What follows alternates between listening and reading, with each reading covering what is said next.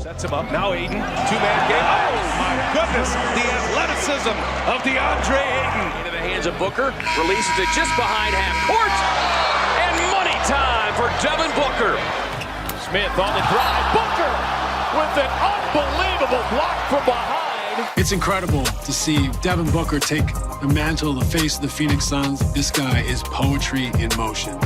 Last night it was the NBA suspending its season after Rudy Gobert of the Utah Jazz tested positive for the coronavirus. This hiatus will be at least 30 days.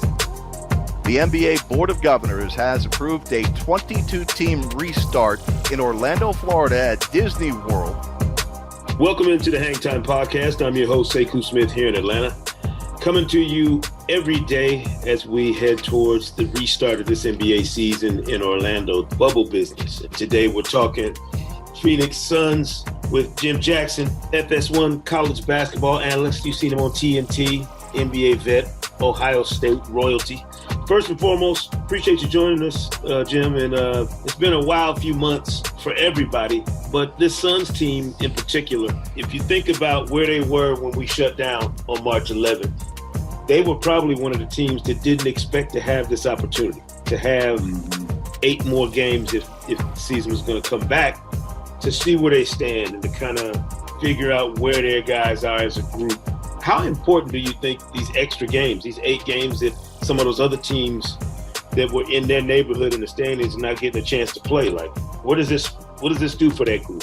Well, I mean, first we got to back up just the tremendous job that Monty Williams and the staff have done to kind of get this young team in a position, as you know, Sekou, in the Western Conference in particular, to be able to be in this position to compete. Hopefully, you know, they can get in a play-in game and maybe get to the playoffs. You never know what's going to happen. But to even be in the conversation, I think says a lot about Monty Williams and the staff. And I'm kind of biased a little bit because my head coach at Ohio State, Randy Ayers, is on the bench there in Phoenix. So I got a little something there going on. But for this team to be there, it means a lot because what you do is you get an opportunity, even though this is unconventional.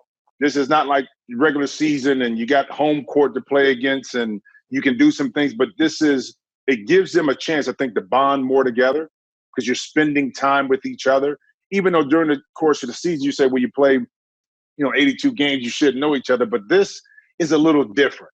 The confined spaces, the time you got to spend now, you kind of forced to do some things and maybe have some conversations and some things that you didn't do during the course of the season. So this is a time of growth. Games don't hurt you. Games playing together against competition, I think, always lends itself to growth.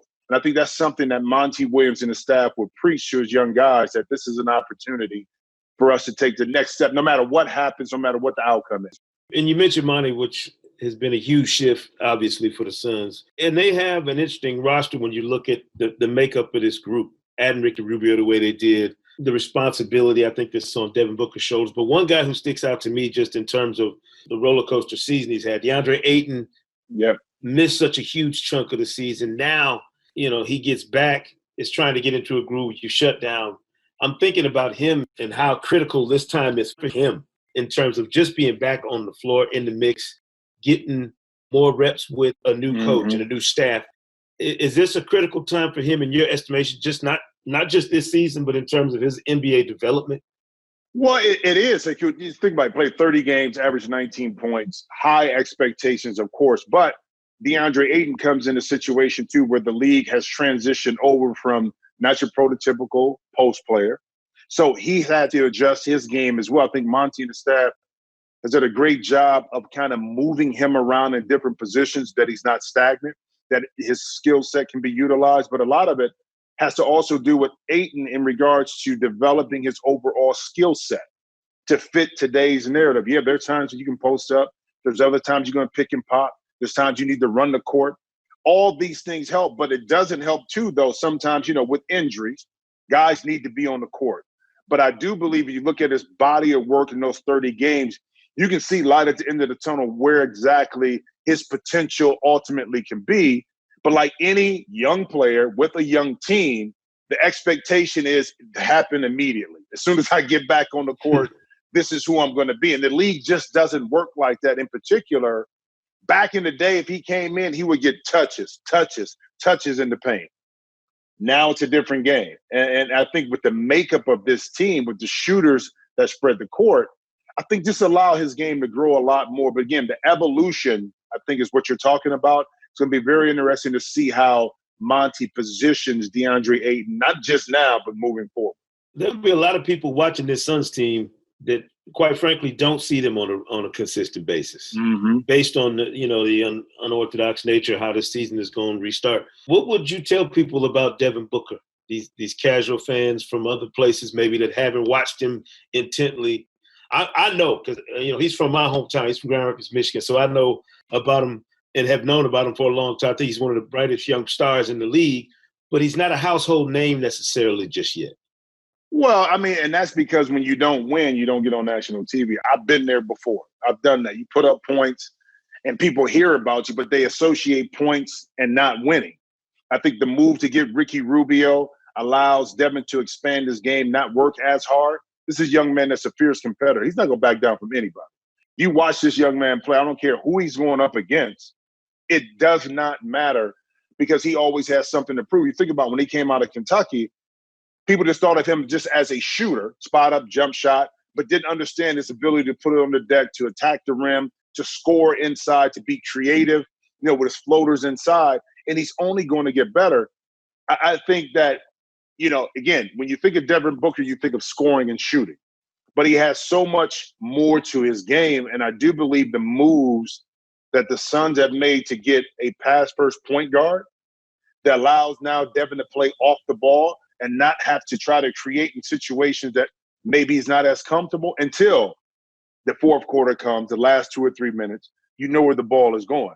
But that allows him now to not be as fatigued in late game situations. So to the fans that will get a chance to see him right now, I think you'll see a different Devin Booker than what we saw last year, because now the game is slowed down. He understands when to pick and choose his spots, and he's using his teammates a lot more, I think, consistently in order to make himself more effective.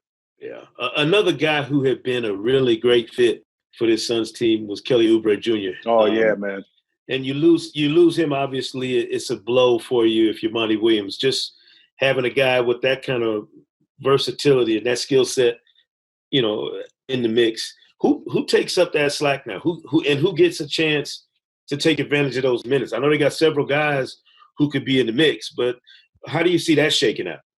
You can't really replace what he does because I know one thing. I know the Wizards still wish they had him. I can tell you that much right now. But that was an Otto Porter thing, his contract. He couldn't move it, so they had to give up Kelly. But it worked out for Kelly to go there. 19 points a game. This young man expanded his game. I think Mikal Bridges has a great opportunity on that second team to come in because he's long, he's athletic. I covered Mikal at Villanova all of his years. His redshirt year, when he had to sit out, when he was just working out on the court, before games, not knowing what next year would bring. And then eventually, national championship, he got in, made some big plays. He expanded his game. He can do a little bit of everything. I know the Phoenix fans, especially the organization, are very happy with his progress. Again, he's not the scorer that Oubre is, but the all-around player. He has the basic fundamentals taught by Jay Wright at Villanova that can fill different roles. Again, you're going to miss Kelly Oubre and his presence, his scoring, his length, but at the same time, it gives Mikal Bridges an opportunity in in-game situations, especially this is not a playoff scenario, but the last 8 games puts you in that mindset that he'll be in those critical situations in order to grow. And I think the dividends will be huge for them next year when everybody's back and healthy. They got another young guy in Cam Johnson who had some moments, a guy who was kind of feeling his way through his season. I'm just wondering that break after your first year in the league, and that's basically what we've had. They've had a 60-plus game season, 4+ months away from it, and now you come back to it. How much do you gain ground in that stretch after your first season to when you crank back up and start that next season, which is basically what these 8 games will be for some of these guys? Well, you think about it, Cam is 24 years old. So just getting a sense and feel what the league was like is something totally different anyway. What that grind is like for the number of games you had to play up until the break, how you prepare yourself each and every night. That's a different grind. And then all of a sudden, bam, it comes to a stop. To me, athletes and the ball players have figured out, Sekou, how to adjust to their surroundings getting back to play. But it's the mental aspect, especially as a young player, of how to deal with everything else going on around the situation now that you're in the bubble. How do you prepare your mind when you get bored, okay? Yeah. When it's not your normal routine. As a veteran, you kind of seen a lot of things, maybe not this, but you know what the preparation is like, how to keep your mind focused. As a young player, a lot of times just in the league, but you got a lot of stuff going on, let alone what's going on now when you have to deal with the bubble, okay? When everything is going good, it's easy to play. But when things are a little bit uncomfortable and the mind is off, that's when being a young player, I think, kind of hurts you a little bit more, depending on what kind of veteran presence you have on your team. And there's not a lot like that on this Phoenix team besides Rubio that have that. So you're dependent on trying to figure out with the coaching staff and everybody else, like Cam Johnson, these young guys, even a Devin Booker, of how mentally to stay engaged. He played well. How can I improve upon that without trying to do too much within these 8 games? So it's going to be very interesting to watch how a lot of these guys, especially Cam, who played well, adjust to kind of being in the bubble in this restart. You played in the league so long, the focus, being down there amongst everybody, you never do that in this league. Everybody's not a summer league. The whole league is never stuck in the same proximity like this in the postseason. Can you imagine trying to navigate just the landscape and the protocols with the health and safety components involved as well? How difficult do you think this is for the players just in terms of, like you mentioned, knowing what to do, when to do it, where to do it in this kind of crazy environment? Well, let me ask you this. Do you think that whoever wins the title this year will needs to have an asterisk put by their name? I actually do think there's an asterisk, but I think it's for a good reason, because you overcame something nobody's ever had to do to win a championship. And that's my point. Because a lot of people want to talk about like a lockout year, when the year I was there when San Antonio won it. Okay, they talk about it, but years later, it's the championship. It was different. This is totally different. This is not home court, okay? You don't sleep in your own bed. Again, you talked about the protocols that you have to adhere to once you're on campus. This is unlike any other time of playing basketball outside of playing AAU for these professional players, okay? That's why I think this is unique in itself, and it has to kind of look at this may be more difficult to win because of all the factors. And again, if you're playing all the way, the season ends if the championship goes to October 12th, okay?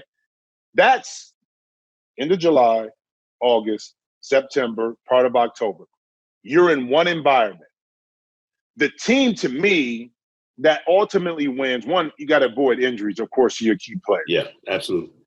But two, yes, talent is going to win, but who is going to be able to sustain that mental focus the whole time? Because that is it. It's going to get mundane. It's going to get repetitional on what you do. The fishing expeditions, going outside, doing all those things, and the environments are going to look the same. Okay, you'll get tired of seeing the same people. But how does that detract from your focus on winning games? That's what's going to separate, I think, the champions this year. And that's why I think the asterisk you talked about is different, because it's a different set of circumstances. And I truly believe, as we always do, 5-10 years from now, whoever's crowned champion, we look back at what everybody had to go through, I think we'll look at it through a different set of lenses and probably have a better appreciation for what the grind these teams had to go through to win that championship. No question about it. You know what? You can only play so much cornhole before you start chewing through the walls, you know. And how many video games you gonna play?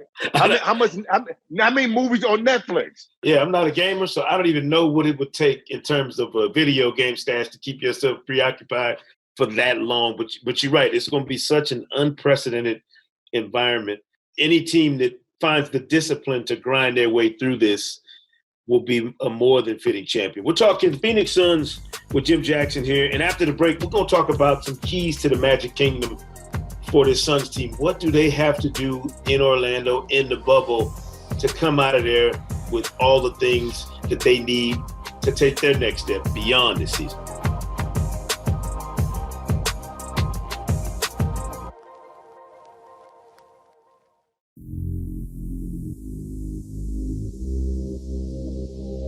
Back here on the Hang Time Podcast, talking Phoenix Suns with Jim Jackson.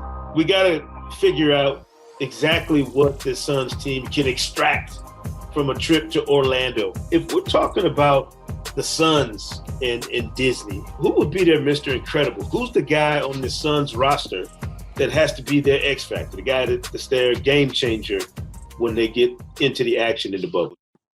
Well, for the Suns, I think it's two people. It's not just one. I think Cam Johnson and Mikal Bridges. Those two, because of their length, their size. Now, again, they're young, but because Kelly Oubre Jr. is not there, those two hopefully can fill the void in regards to providing a little bit of scoring punch, rebounding, defense, bodies, minutes. Because you kind of know what Ricky Rubio is, who he's going to be. You know Devin Booker, who he's going to be. Ayton is still evolving, but you kind of know what you're going to get. The unknown factors is what Cam and Mikal can bring to the table in this type of scenario. And again, it's not like they got to go out and score 20 points apiece. No, that's not what they have to do. It's, can they defend at a high level? Can they rebound at a high level together? When they have the opportunity to put the ball on the deck or catch and shoot, can they knock down the shots that are important in critical game situations? And that, to me, is not one person. It's those two key individuals, to me, will help this Phoenix Suns team be more competitive in this bubble situation. Mr. Incredibles, maybe. Maybe that's what they got to have. Yeah, right. Two superheroes. Two superheroes, yeah. If there's one thing they got to let go from the regular season, one thing that needed to stay back home in Phoenix and not make it into the luggage headed for Orlando, what is it? What trait did this Suns team need to leave behind? You think about it from this perspective, shot 35% from the three-point line, maybe inched that up a little bit, but that's not too bad. It got to the free throw line 24 times a game. Defensively, I think this where, as a young team, you really have to hone in. And, Monty Williams comes from San Antonio. He understands that in order for us to really compete, yeah, we can score 112 points a game, but if our opponents are scoring 116, 17, 18, we're not going to win. Defensively, I think is where they really have to hone and lock in. It's tough because the defense, just like offense, requires continuity. Yeah. And when you've been off for a while against the teams they have to play against, again, when they first come out the back, you got the Wizards, you got Dallas, then you got the Clippers right out the back. Brutal. Okay. So defensively, to me, is where this team, if you really want to make an impact and dent, and we're not just talking about now. Imagine if they're able to really compete, show their wares right now, what kind of confidence that means for them next year, especially if they can do some special things on the defensive end. That was the biggest thing for me coming into the league when I was young. It was adjusting defensively to, spacing on the court, how to guard, defend one-on-one, but also how to provide help to my teammates and communicate. To me, that's the biggest thing for them. They've obviously got some ground to make up in terms of trying to get into that play-in situation and potentially in the playoffs. But if they did, let's say they did, and there's a Beauty and the Beast matchup for them in terms of playoffs, what would be the ideal scenario? What's the beauty matchup for them in a playoff setting where the Suns to get into that mix? Well, the unfortunate part is they can only creep in the 8th spot. So they're not going to move up to 5 or 6. Because ideally you don't want to face the Lakers or the Clippers, flat out. Yeah. You know what I'm saying? But ideally for me, if I'm the Suns, is to get in the playoffs. You know why?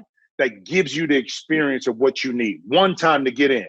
Now you understand what that preparation is like. Because if you think about this, during the course of the season, coaches, to me, manage minutes, injuries, and egos. Those three things.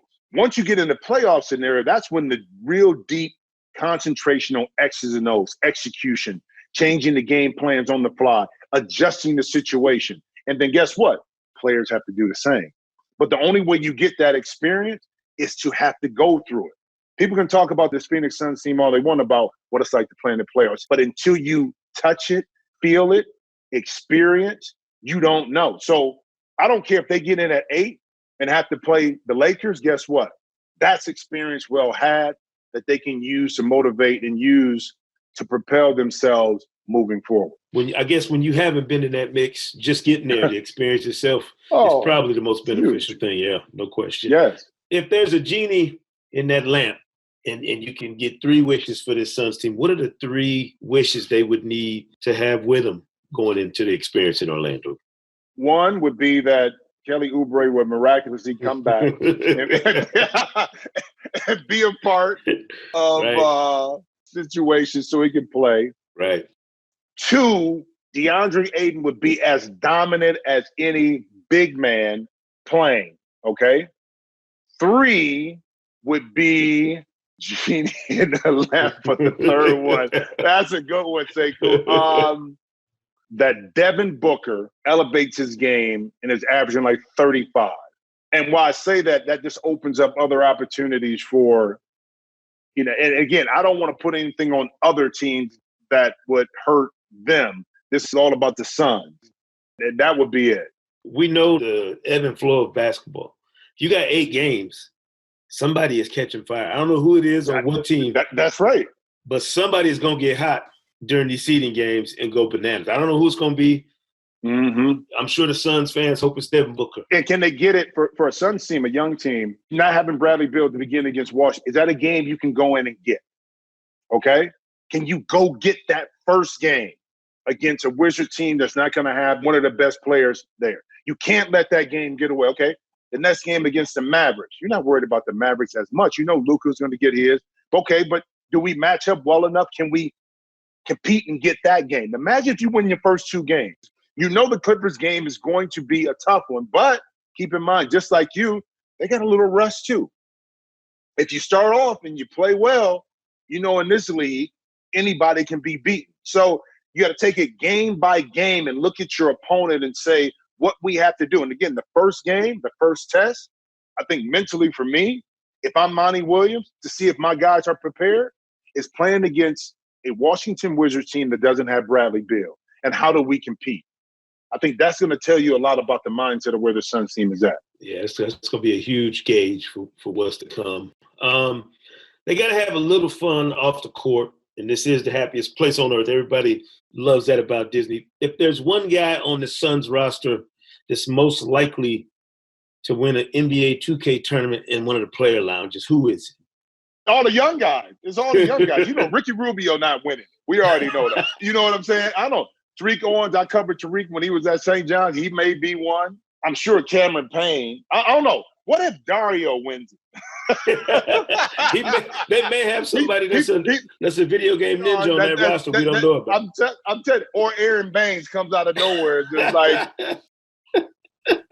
you know, I'm talking all that.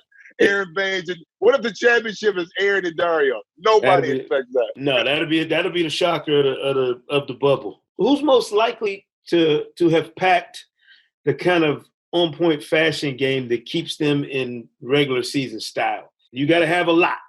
Devin Booker. Oh, ain't no question. Ain't no question. If Kelly Oubre was there, it'd be a fight between those two. That's a great point, yeah. That's right. Oubre would probably win out with the shoes, too. I've seen some of his shoe game. Oh yeah. No, he on top of his fashion game now. He would definitely be in the mix for that.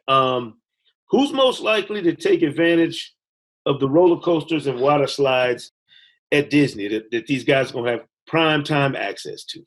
I would say Frank Kaminsky. I know Frank from my son played with him at Wisconsin. Yeah. Frank is one of those guys has a dry sense of humor, but loves to have fun. I can see Frank in the front of the road. Well, the front is kind of tough because his legs is long. But on the roller coaster, okay, on the water slide, on the water stuff, doing, trying to get it in. That's just his personality. What's the fairy tale ending in terms of what it is that they leave Orlando with ultimately? If you're James Jones and you're that front office and you say, we put all this energy and time into the season, this is what we walked away from Orlando with.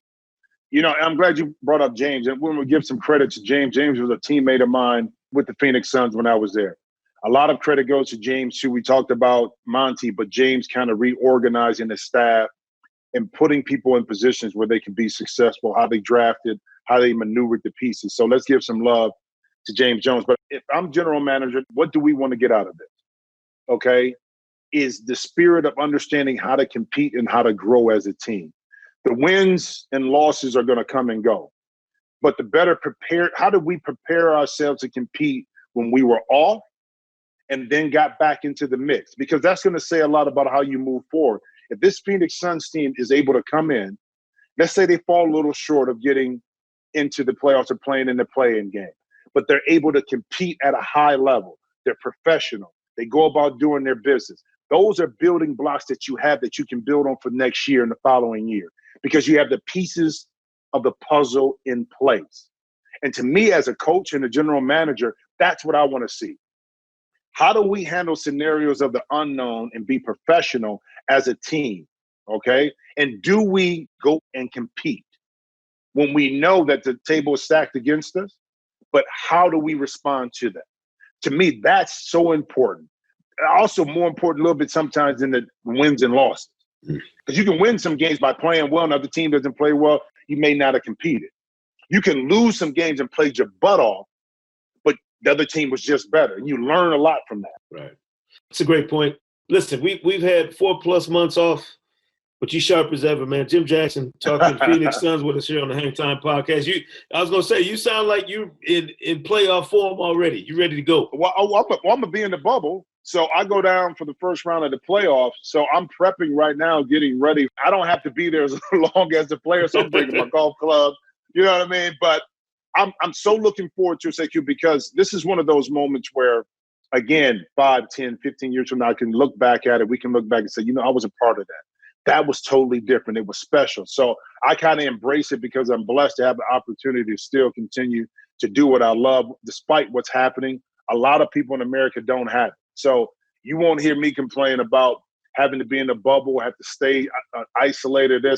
I'm embracing every aspect of it, bro. And I listen, I'm with you. I'll see you down there. I'll be down there sometime here shortly.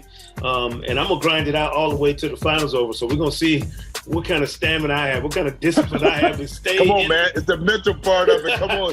Stay with it. Get my mental game right, man. You okay. You from the Midwest. You got it. Appreciate it. Jim Jackson, join us here on the Hang Time Podcast. We'll see you in Orlando in the bubble.